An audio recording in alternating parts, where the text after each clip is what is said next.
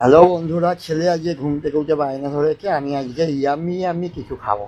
তো কী করা যাবে, ঘরের মধ্যে ব্রেড ছিল, সেই ব্রেড দিয়ে প্রথমে ব্রেডের মধ্যে একটু টমেটো সস মাখিয়ে নিলাম, গাজর কুচো, শসা কুচো, ডিমকে গ্রেট করে নিয়েছি, ব্ল্যাক পেপার আর মিওনিস। এটাকে নিয়ে প্রথমে ওই ব্রেডের মধ্যে মিওনিস মাখিয়ে নেব ভালো করে।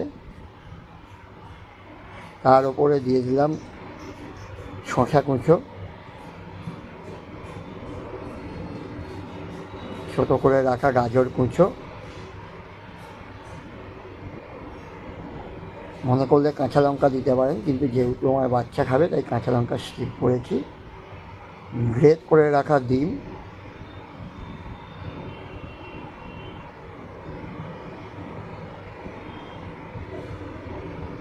এরপর দিয়ে দিলাম ব্ল্যাক পেপার মানে গোলমরিচ গুঁড়ো।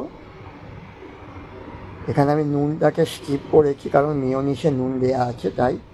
তারপরে অপর পিঠের পাউরুটি ব্রেডটাকে চাপা দিলাম, দিয়ে টোস্টারের মধ্যে দিয়ে দিলাম, দিয়ে 2 মিনিট বাদে টোস্টার থেকে বার করব। এই যে এবার খেয়ে কি বলে শুনুন। বাবা হ্যাপি হয়েছে,